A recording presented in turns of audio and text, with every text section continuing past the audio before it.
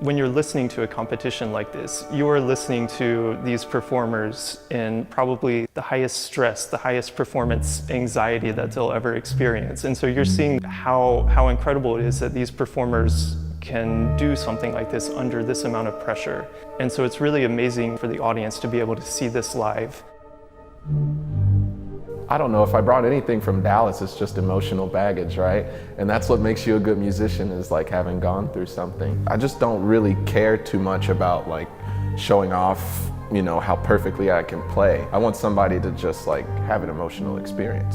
The CIOC is the largest organ competition in the world. This year in particular, we had 56 applications from 21 different countries. My whole family is back in Slovakia, and they're cheering me up from there.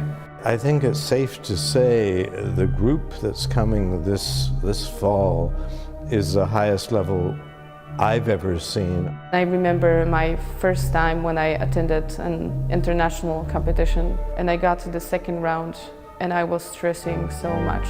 If you're super anxious, everybody's gonna know. Like if you don't sit down at the organ and just look like, all right, whatever, well then people are gonna be nervous. I think there's an aspect of the artist where they're kind of cupping the audience in their hand at the beginning, but if he starts getting shaky, everybody's kind of starting to grab on. Just make it look easy, make it look like somebody else could do it, right? But you know, whatever, you just look good and, you know, smile. You're on camera.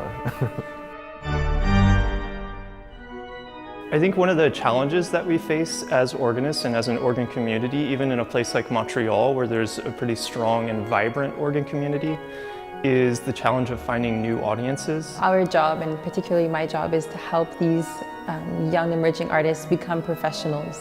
So live stream would introduce them to a world of opportunities, and it definitely revolutionizes our entire competition. The idea is to have live streaming in all 3 rounds of the competition. Obviously, it's not feasible for all of friends and family from all over the world to come to Montreal. So live streaming gives them the opportunity to remain connected with their friends, with their fans, with their family.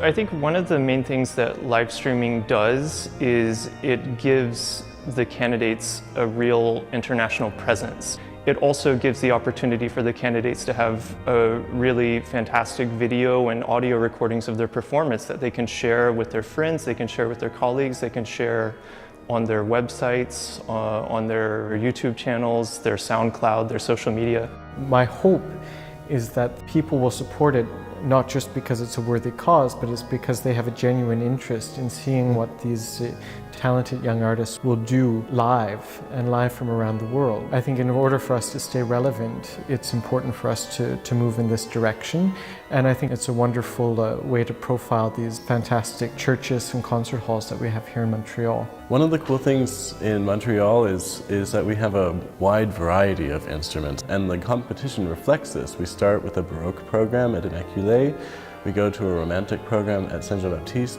and then we go to the amazing space at Notre Dame Basilica for the final round. I think it's important for us to have a live stream, mostly because my parents and my family members, of which there are like 50 just hanging out in Texas, I mean, they couldn't possibly spend 2 weeks here. Now, I know my dad and little brother will come up, but my 97-year-old granddad, I mean, he has to have some way to, you know, tune in. For me, it's very special if somebody from my home can see me live when I'm actually performing. Almost all our major concerts are streamed now. The opera productions are streamed. They see it in France, they see it in Germany, they see it in Halifax, Nova Scotia. I think anything we can do to help a young person's career is wonderful.